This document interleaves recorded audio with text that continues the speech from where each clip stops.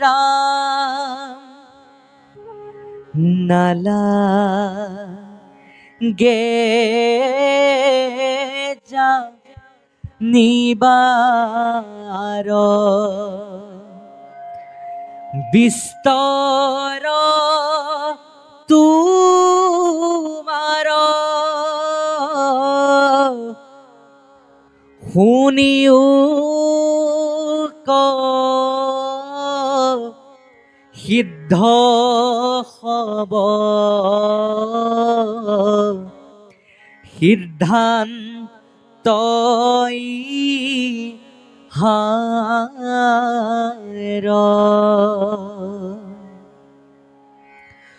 কৰৈ সংসাৰৰ তাপে আমাক দগধ কৃষ্ণ কথা অমৃতে হে ইহাৰ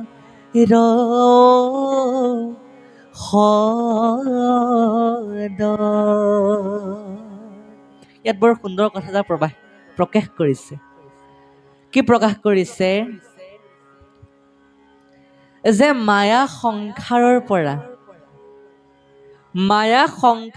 পৰা ওলাব পৰা একমাত্ৰ এটাই ঔষধ আছে। ঔষধ বুলি কৈছে আমাৰ ইয়াত কৃষ্ণ কথা অমৃতেহে ইহাৰ ঔষধ। এটাই ঔষধ আছে, সেইটোৱে হৈছে কৃষ্ণ কথা, অমৃতময় কথা। আৰু আপোনাক সবে যিকণ সময় শ্ৰৱণ কৰে একান্ত মনেৰে এক অমৃতময় কথা শ্ৰৱণ কৰিব। কাৰণ দ্বিতীয় স্কন্ধৰ ভাগৱত ধৰ্মৰ অধ্যায়টিত বৰ সুন্দৰভাৱে প্ৰকাশ কৰিছে যে কৃষ্ণ কথা অমৃতক পিও সাৱধানে কৰিও যতন যাবে প্ৰাণ থাকে মানে। এই কৃষ্ণ কথা বোলে সাধাৰণ কথা নহয়, এই কৃষ্ণ কথা বোলে অমৃতময় কথা। যি অমৃত নেকি আমি পান কৰোঁতে একান্ত মনেৰে পান নকৰিলে দিগদাৰেই আছে অলপ। কাৰণ এই কৃষ্ণ কথা আমি সাধাৰণভাৱে ল'ব নালাগে, যিহেতু অমৃতময় কথা। সেইকাৰণে এই অমৃতময় কথা অতি সাৱধানেৰে পান কৰিব লাগে। কীৰ্তনত কৈছে, যদি আমি ভাগৱত যেনিবা অন্য এজনে ব্যাখ্যা কৰি আছে, কৈ আছে, ধৰি লৈছো অন্য এজনে কৈ আছে, ইফালে পাঠক প্ৰভুজনে পাঠ কৰি আছে, দুয়োজনে গুণানুৰ কীৰ্তন কৰি আছে আৰু আপোনালোকে শ্ৰৱণ কৰিব লাগে মাথো। এতিয়া কীৰ্তনত লিখা আছে, যদি অইনে কৈ আছে, পাঠ পঢ়ি আছে আৰু আপুনি নিজেও নুশুনে, আনকো শুনিবলৈ সুবিধা নিদিয়ে, আনকো শুনিবলৈ সুযোগ নিদিয়ে, তেনে ব্যক্তিক পাতাল নৰকত গৈ যমদূতে কি শাস্তি প্ৰদান কৰে জানে? তেখেতক কি কৰে? এডাল শলা ল'ব, তাৰ লুৰ শলা লৈ তপত কৰি সেই ব্যক্তিজনৰ কাণৰ বিন্ধাত বোলে সুমুৱাই দিয়ে। ইমান এটা শাস্তি প্ৰদান কৰে। আমাৰ তৃতীয় স্কন্ধতে কৈছে সেই কথা। তৃতীয় স্কন্ধত বৰ সুন্দৰভাৱে নৰকৰ বৰ্ণনা কথা প্ৰকাশ আছে। অনাদি পাতনত সেই নৰকত আমাৰ তৃতীয় স্কন্ধৰ কোৱা মতে নৰক 84খন, নৰক আছে 84খন, কিন্তু ভাগৱতত কেৱল 28খন নৰকৰ কথাই প্ৰকাশ পাইছে। 28খন নৰকৰ কথাহে প্ৰকাশ পাইছে। বহুতো কাৰণত বহুতো শাস্তি দিয়ে, যমদূতে হওক নৰকতে হওক, বহুতো শাস্তি আমাক যমদূতে প্ৰদান কৰে। আমি যি কৰ্ম কৰোঁ সেই ফল আমি পাওঁ।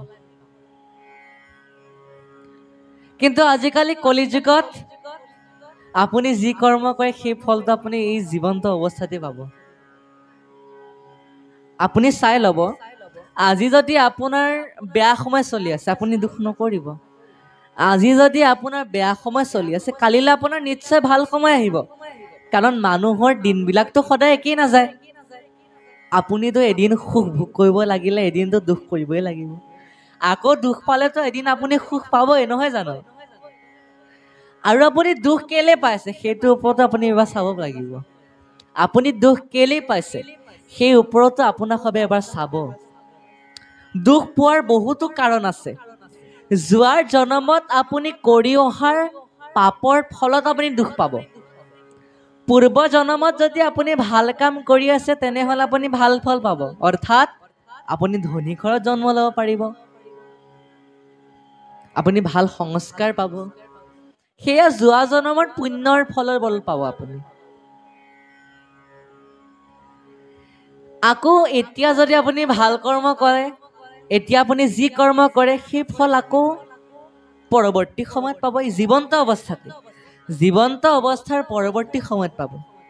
সেইকাৰণে জীয়াই থকাৰ অৱস্থাত আপুনি যিমান পুণ্যৰ কাম কৰিব পাৰিব, যিমান ভক্তিৰ কাম কৰিব পাৰিব আপোনাৰেই ভাল।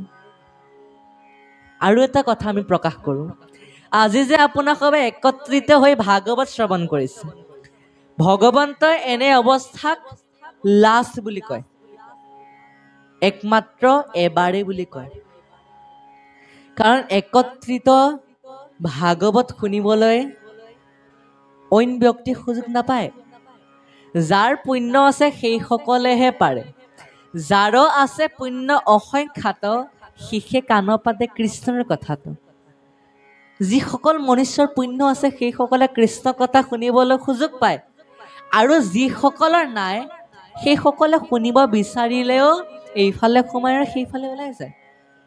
তেখেতসকলৰ মনতো নৰয় আৰু তেখেতসকলে পালনো নকৰে,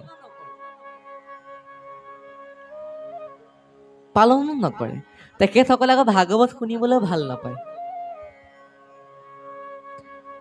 তেখেতসকলে কি শুনি ভাল পায়? যাৰ পূৰ্বজন্মত পাপেৰে পাহাৰ হৈ থাকে, সেইসকলে ওচৰৰ ঘৰ এখনতে যেনিবা গিৰিয়েক ঘৈণীয়েকে কাজিয়া লাগিছে, তাত গৈ পেলাই বাটলৈ গৈ তাতে কান্দি থাকে। যিবিলাকৰ পাপেৰে পাহাৰ হৈ থাকে সেইবিলাকে ভাগৱত শুনিবলৈ সুযোগ নাপায় যিহেতু, সেইকাৰণে সেইবিলাক বেয়া কথাত কান্দি থাকে। সেইকাৰণে আমি সবে পুণ্যখিনি ব্যৰ্থে যাবলৈ নিদি আজি এই 7 দিনীয়া সুযোগটোতে আমি এই সোণালী সুযোগত আমি সুন্দৰভাৱে পৰমগতি পাব লাগে। কাৰণ আজি আমি এই জীৱন্ত অৱস্থাত যিখিনি সা সম্পত্তি ঘটিলে সেইখিনি জানো বৈকুণ্ঠলৈ যাব? যত দেখা ধন শৰীৰৰ স্বজন, মৰিলে বোলে লগে নাযায়। আপুনি এই জীৱন্ত অৱস্থাত যিমানখিনি চাকৰি, ধন সম্পত্তি, গাড়ী ঘোঁৰা আদি আপুনি অৰ্জন কৰিব, একাউণ্টত আপুনি যেনিবা পইচা জমা কৰিছে, আপোনাৰ তৎক্ষণাতে মৃত্যু হ'ল, এই একাউণ্টৰ পইচাখিনি কলৈ যাব? আপোনাৰ সেইখিনিতো এনেই গ'ল। তাতকৈ যদি আপুনি মংগলময় বেংক, আপোনাৰ ভকতি জমা কৰাৰো কিন্তু বেংক এটা আছে, সেই বেংকটোৰ নাম হৈছে মংগলময় বেংক। যিমান একান্ত মনেৰে শ্ৰৱণ কৰিব সেই মংগলময় বেংকত সিমানে ভকতি জমা হয়। আপুনি যদি সেই মংগলময় বেংকত জমা কৰে আপোনাৰ বৈকুণ্ঠ পোৱাবগৈ, পৰম গতি প্ৰাপ্তি কৰাব সেইখিনি ভকতিয়ে। এইখিনি আমাৰ এই হৰিৰ গুণানুকীৰ্তনখিনিহে পৰলোকত পায়গৈ। হৰিৰ ভকতি পৰম সম্পত্তি, ইহ পৰলোকে পায়। এই হৰিৰ ভক্তিখিনি বৈকুণ্ঠলৈ যাব। আপুনি যি কৰ্ম কৰে সেয়েতো আপোনাৰ বৈকুণ্ঠলৈ যায়। আপুনি যি কৰ্ম কৰে সেয়া ভোগ কৰিবলগীয়া হয়। যদি ভাল কৰ্ম কৰে, যদি পুণ্যৱান কৰ্ম কৰে আপুনি স্বৰ্গ প্ৰাপ্তি হ'ব, যদি বেয়া কাম কৰে নৰক প্ৰাপ্তি হ'ব, যদি ভক্তি কৰে তেনেহ'লে বৈকুণ্ঠ প্ৰাপ্তি হ'ব। ভগৱন্তই 3 ভাগ কৰিয়ে দিছে, আপুনি এতিয়া কোনটো পথেৰে যাব বিচাৰে কিন্তু মনুষ্যক সিদ্ধান্ত ল'বলৈ দিছে, সেইটো এটা মনুষ্যৰ হাতত। আমি কোনটো পথেৰে যাওঁ সেইটো আমাৰ হাতত সেইকাৰণে এই সুযোগ এই সোণালী সুযোগত আমি সমস্ত পুণ্য গোটাই লৈ আমি বৈকুণ্ঠলৈ যোৱা ৰাস্তাটো সুন্দৰভাৱে পকী কৰি ল'ব লাগে এতিয়াই সিমেন্ট বালি দি এতিয়া আমি বৈকুণ্ঠলৈ যোৱা পথটো পৰিষ্কাৰ কৰি ল'ব লাগে বনাই ল'ব লাগে তেতিয়া আমি মৃত্যুৰ বেলাত সুন্দৰভাৱে সুৰকৈ আমি যাতে বৈকুণ্ঠলৈ যাব পাৰোঁ সেই পথটো এতিয়াই বোলে বনাই ল'ব লাগে সেই কথা আমাৰ ভাগৱতে পৰামৰ্শ প্ৰদান কৰিছে বাৰু যি নহওক আমাৰ খবৰ সময়ো হৈ আহিছে যিহেতু কালিলৈ আমাৰ খবৰ স্কুলো আছে যোৱাকালি অনুষ্ঠান আছিলে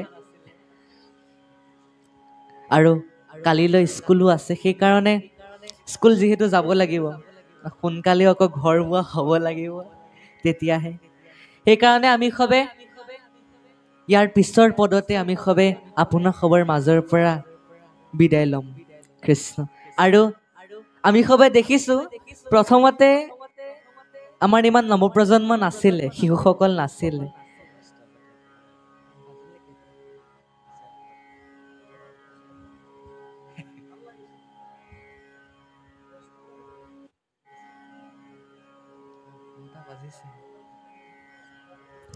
এতিয়া নৱপ্ৰজন্মসকল আহিছে বহুত ভাল লাগিছে আমাৰ নৱপ্ৰজন্মসকলে শুনিছে আমাৰ নৱপ্ৰজন্মসকলক মই ধন্যবাদ জনাইছোঁ আপোনাক সবে যেন আহিছে ভাগৱত শ্ৰৱণ কৰিবলৈ আমি সবে যিমান সময়লৈ থাকিব পাৰোঁ আপোনাক সবক সিমানখিনি কথা অৱগত কৰিম আৰু আপোনাক সবে যাতে আমাক সবৰ লগতে সহযোগ প্ৰদান কৰে সেয়ে আমি সবে বাঞ্ছা কৰোঁ কৃষ্ণ আমি সবে পুনৰ পাঠৰ মাজলৈ আগবাঢ়িছোঁ কৃষ্ণ কৃষ্ণ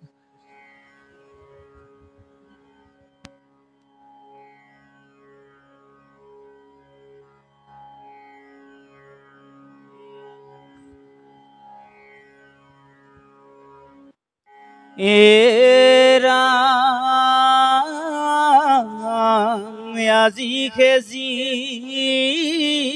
আইলা মোক বচন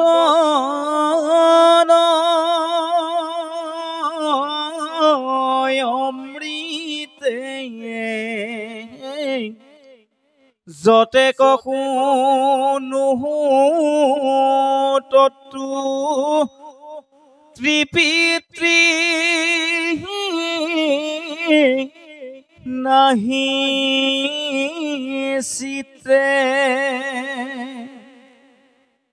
হেন শুনি বুলি লন্ত্ৰ অন্তৰী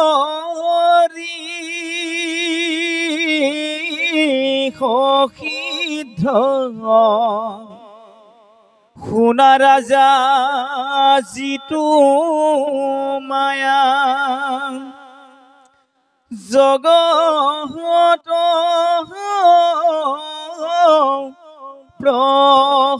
প্ৰসিদ্ধ এৰাম প্ৰত্যেকে দেখাৱে তাক কাহাৰ শকতি মায়াৰ কাৰ্যক কহো শুনাম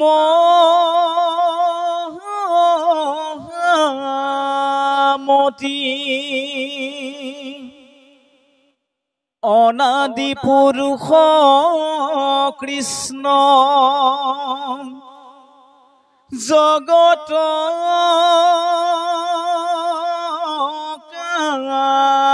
কাৰণ সজিলা মায়া কলয়া মহাভৃত্ৰ গণ জীৱনৰ বিষয় সুখ নিমিত্ৰে ঈশ্বৰ পঞ্চভূতে সজিলা ধীৰ কলে বৰ মায়াৰে উপায়ে প্ৰাণী সজিলা শেষ তাতে অন্তৰ্যামী ৰূপে ভৈলন্ত্ৰ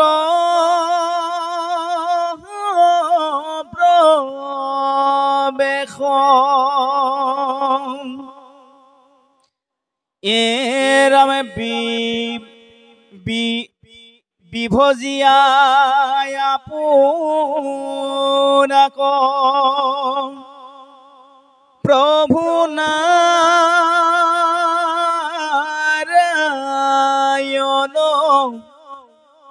সৃজিলা ইন্দ্ৰ যত প্ৰাণ বুদ্ধি মন ইন্দ্ৰৰ সঙ্গে জীৱ ভুঞ্জে বিষয়ক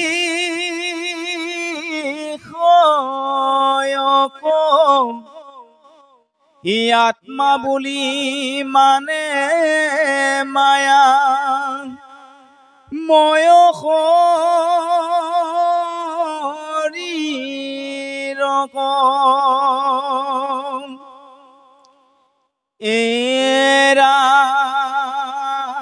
এৰাম ধৰে মহামোহে আতি হুৱে জ্ঞান শূন্য সকামে অনেক কৰ্ম কৰে পাপ পুণ্য ঐৰামে সেহি কৰ্ম ফল ভুঞ্জি ভ্ৰমে সংসাৰত নাহি অন্ত জীৱন যাত্ৰণা দুখ যত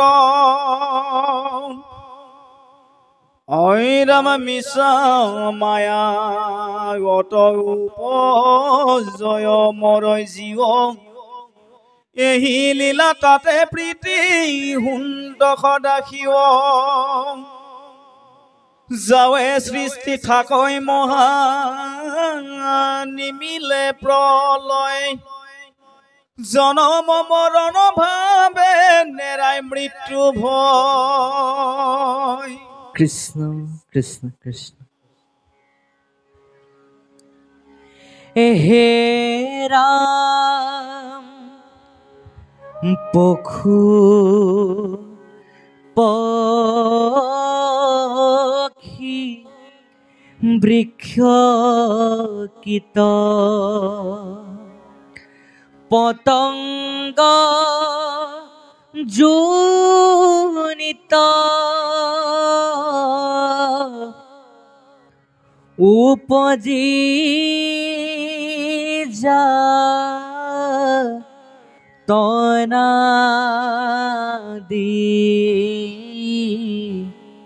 ভুঞ্জে বিপৰীত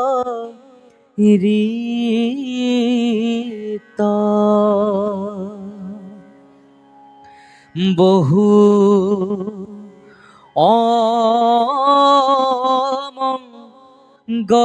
অমঙ্গলপ্ৰদ হেন কৰ্ম গতি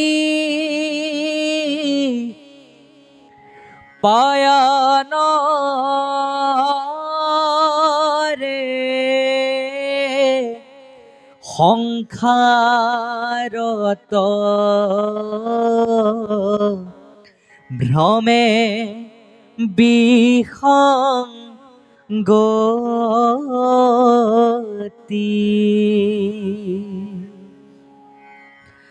অনিতান্ত বহ হুয়া প্ৰলয় যাবত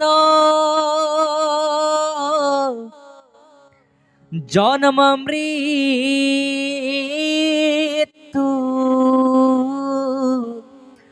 ৰূপ দুখ ভুঞ্জে নানা মত কাল ৰূপী কৃষ্ণ জিতু জগত আধাৰ কৰন্ত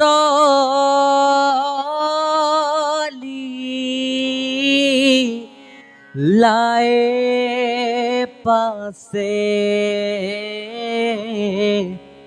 সৃষ্টি কহং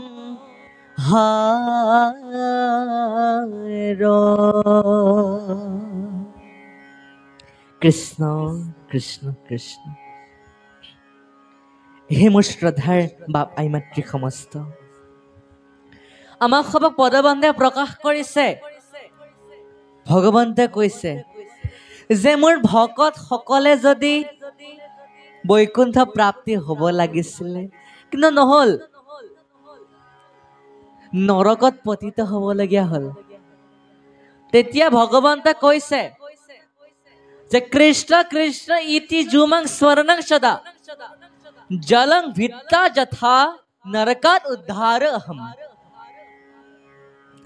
যিসকল মোৰ ভকত সকলে যদি মোক স্মৰণ কৰি বৈকুণ্ঠলৈ যাব লাগিছিলে, কিন্তু নৰকত পতিত হ'ল, তেতিয়া ভগৱন্তই বোলে নিজে নৰকত গৈ ভগৱন্তক উদ্ধাৰ, সেই ভকতজনক উদ্ধাৰ কৰি আনি বৈকুণ্ঠক বাস কৰিবলৈ দিয়ে ভগৱন্তই। আকৌ কৈছে জীৱৰ বিষয় সুখ নিমিত্তে ঈশ্বৰ পঞ্চভূতে সৃজিলা বিধিত কলেবৰ। কৈছে মানুহৰ জীৱনটো তেনেই খন্তেকীয়া, মানুহৰ জীৱনটো তেনে খন্তেকীয়া। অৰ্জুনে কৃষ্ণক কৈছিল যে হেই কৃষ্ণ, তুমি মোক এনে এটা বাক্য লিখি দিয়া, যি বাক্য নেকি মই সুখত দেখিলেও দুখী হওঁ আৰু দুখত দেখিলেও যাতে সুখী হওঁ, এনেকুৱা এটা শব্দ মোক তুমি লিখি দিয়া। সেই বুলি কোৱাত ভগৱন্তে কি লিখিলে জানে? জীৱন তেনেই খন্তেকীয়া। আমি ধৰোচোন মানুহ 100 বছৰ জীয়াই থাকে, কিন্তু আজিকালি যি যুগ হৈছে মানুহে 100 বছৰো জীয়াই নথকা হৈছে। 100 বছৰতকৈ আগতে তেখেতৰ মহাপৰায়ণ হৈ যায়। কিয়? এই কলিযুগটো অত্যন্ত অধৰ্মী যুগ বুলি কৈছে, কিন্তু অত্যন্ত ভাল যুগ বুলিও কৈছে। বেয়া বুলি কৈছে, ভাল বুলি কৈছে। কিয়? বেয়া ফালৰ পৰা কি যে এই যুগটোত অধৰ্ম বেছি, কলিৰ প্ৰভাৱ বেছি। কিন্তু কি হ'ল, কলি প্ৰভাৱৰ পৰা আমি ভকতে আঁতৰিতো থাকিব পাৰিম ন? ভগৱন্তই কলিযুগটো এই কাৰণে প্ৰদান কৰিছে, ভালতো ভাল, বেয়াতো বেয়া। কীৰ্তনতে কৈছে যে কলিযুগটো ভাল আৰু বেয়াও। ভাল কোন ফালৰ পৰা? ভগৱন্তৰ নাম ললে ভগৱন্ত সন্তুষ্ট হয়, এনে এটা যুগ।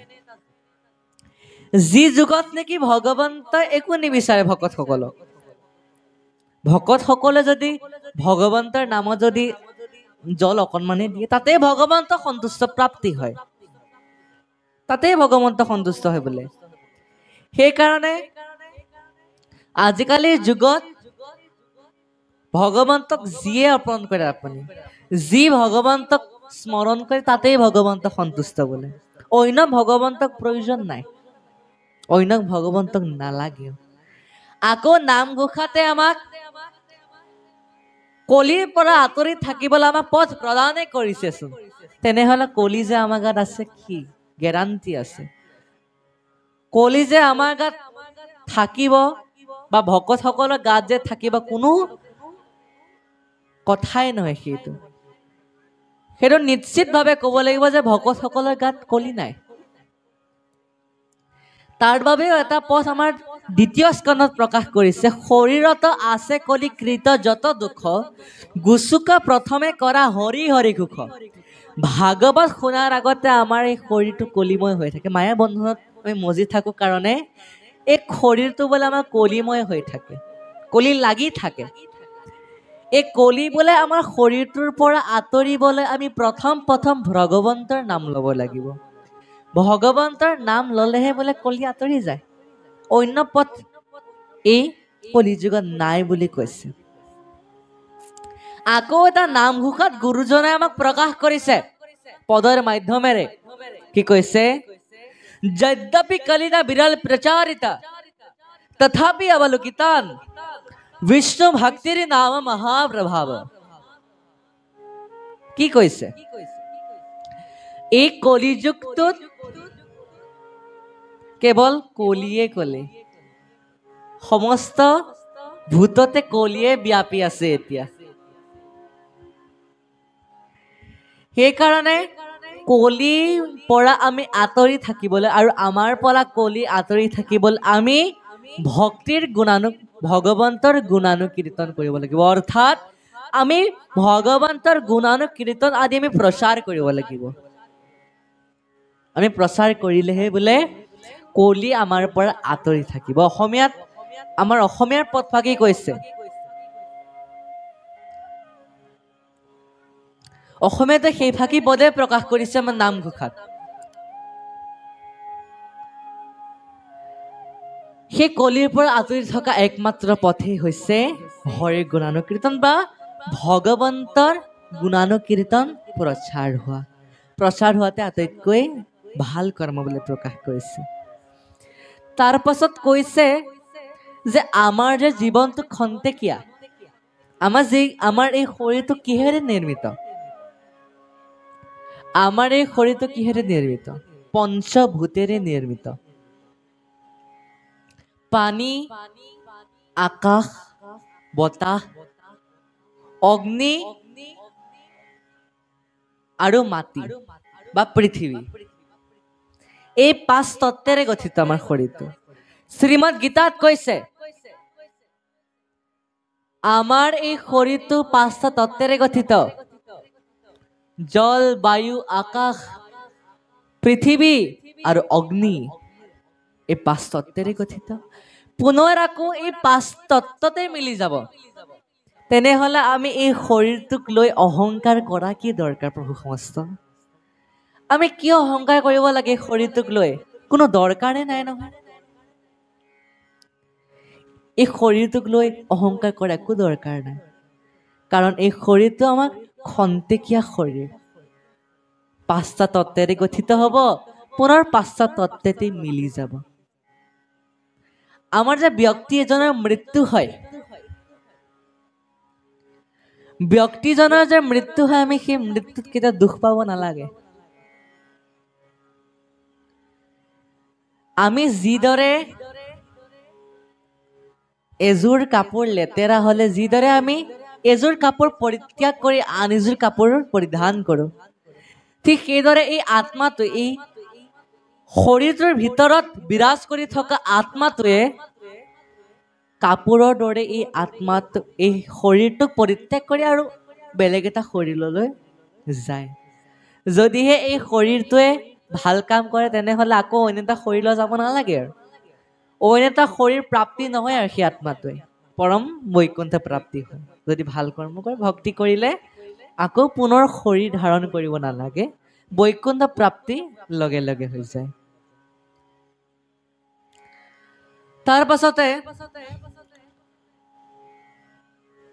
মায়ায়ে উপাধি প্ৰাণী সৃজিলা আশেষ তাতে অন্তৰ্যামী ৰূপে ভৈলন্ত প্ৰৱেশ যেহেতু পঞ্চভূতেৰে আমাৰ নিৰ্মিত হয়েছে সেইকাৰণে আমাৰ এই শৰীৰটো বোলে মায়া থাকেই মায়ায় লিপ্ত হৈ থাকে অনবৰতে সমস্ত প্ৰাণীতেই মায়া বিৰাজমান হৈ থাকে মায়া বিৰাজমান হৈ থাকে কাৰণে আমি ভগৱন্তৰ নাম ল'লে সেই মায়া বোলে আঁতৰি যায় মায়া আঁতৰি যায় বুলি আমাক ইয়াত প্ৰকাশ কৰিছে তাৰ পাছতে আমাক সবক পিছৰ পদে কি প্ৰকাশ কৰে আমি সবে পুনৰ পাঠৰ মাজলৈ আগবাঢ়িম আৰু যেহেতু আমাৰ সময় হৈ আহিছে সেইকাৰণে আমাৰ আসনলৈ আমাৰ প্ৰভুজনক আমি সবে আহিবলৈ কৰজোৰে প্ৰণাম জনাইছো কৃষ্ণ কৃষ্ণ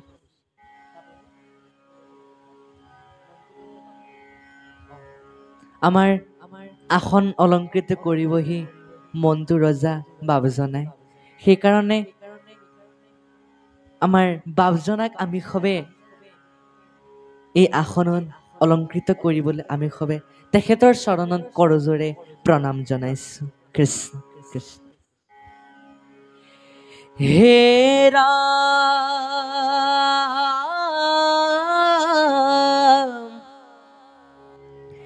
মায়াৰ তেক কাৰ্য কাৰণ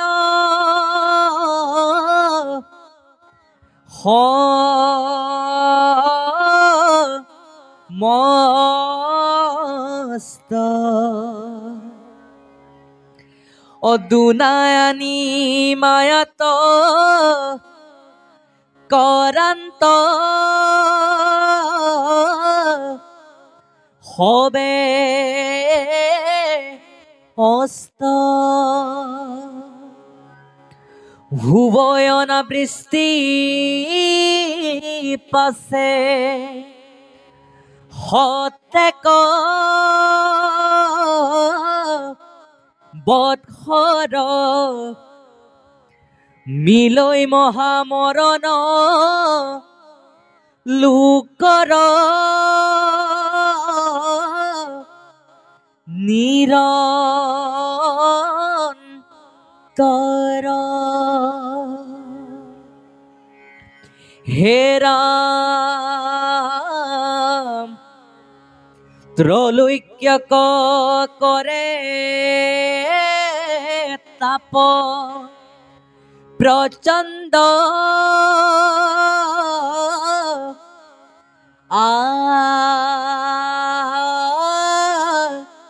দিত্য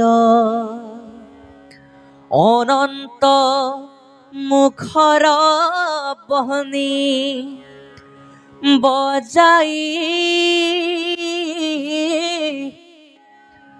বিপৰীত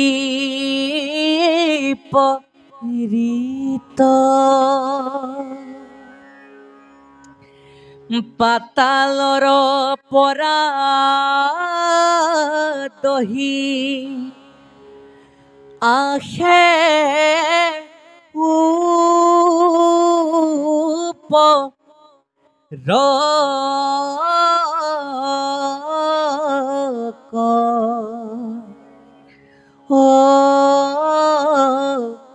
লগত সহায় বহে বায়ু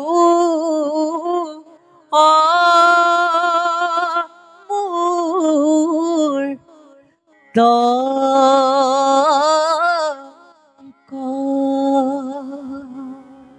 কৃষ্ণ হে ৰাম অগণিৰ হীৰাৱে হয়ে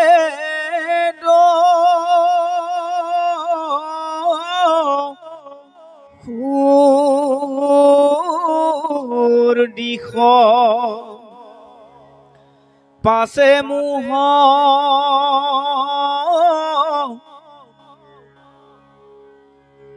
ও পাছে মেঘে কৰে বৃষ্টি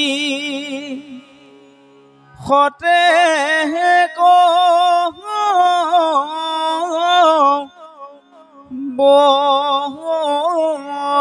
বৃষ পৰে জলধাৰা হস্ত্ৰী সুন্দৰ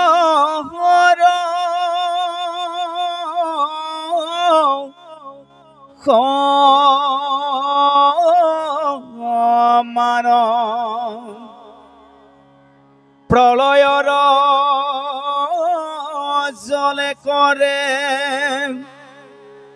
জগত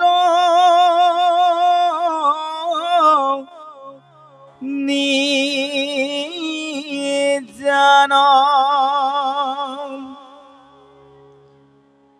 নথাকয় প্ৰাণী আৰু ব্ৰহ্মাণ্ড ভিতৰ কৃষ্ণৰ কৰ্তা খেনস্ত্ৰ হুয়ে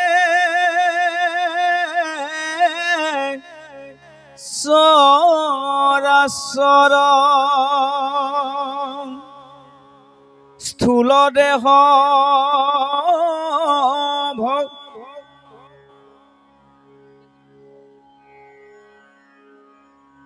স্থূল দেহ ভগ্ন ভৈলে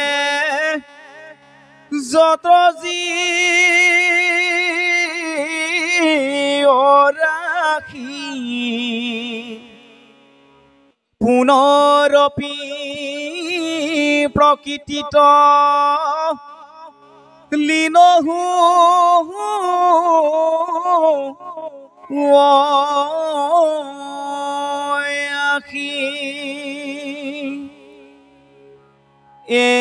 ৰামে যিটো ব্ৰহ্মা মাধৱৰ ভকতি বিহীন তেহু আখি পুনু প্ৰকৃতি তলীন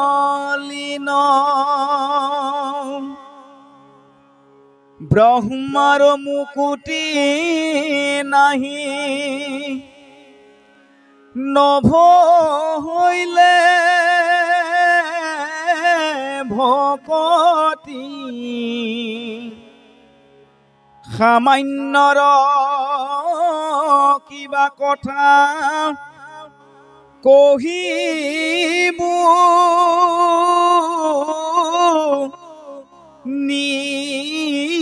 নিৰপতি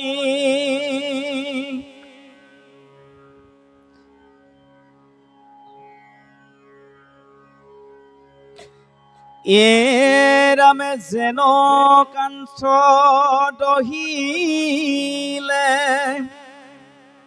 অগহনি নৰহয় সেই মতে হুৱৈ সবে প্ৰকৃতি তলয়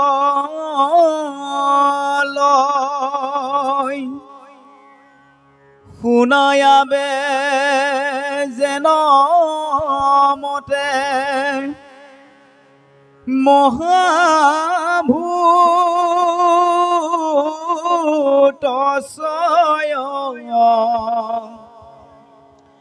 অন্য অন্যে হুৱে গয়া কাৰণ তলয়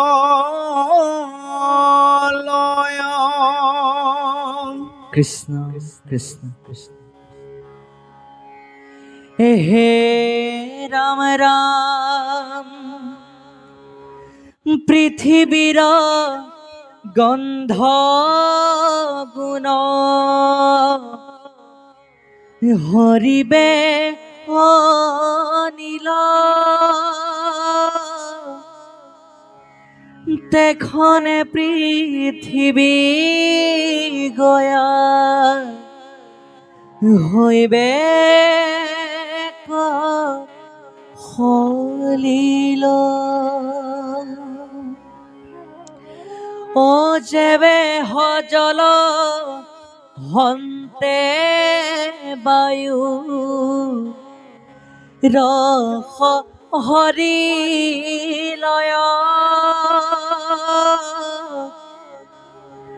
সেহি জল অগণিত হুৱে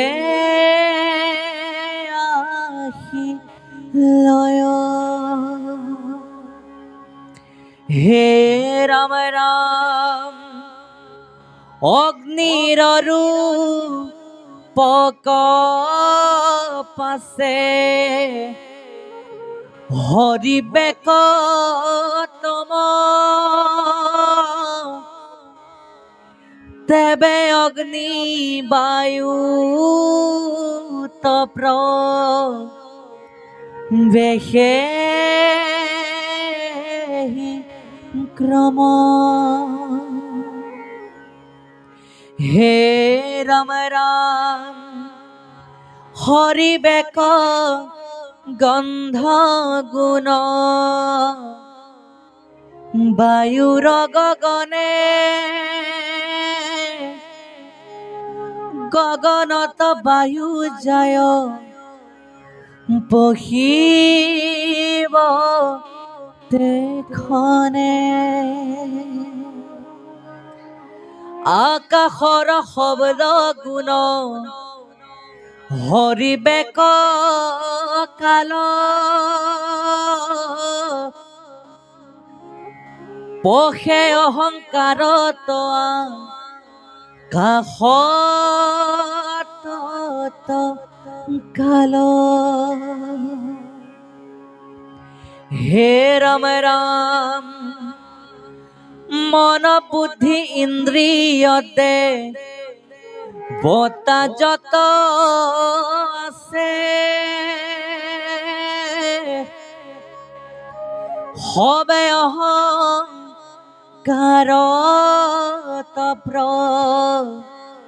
বেশ হইব পাছে হে ৰাম ৰাম সেহি অহংকাৰলীন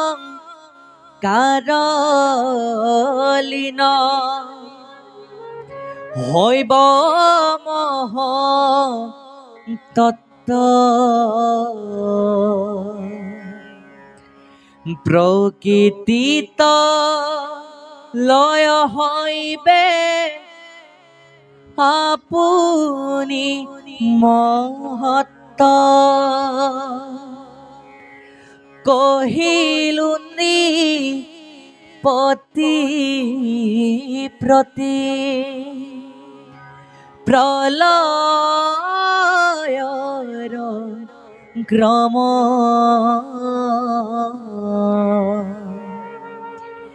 এহিতো কৃষ্ণৰ মায়া পৰম দুৰ্গম কৃষ্ণ কৃষ্ণ কৃষ্ণ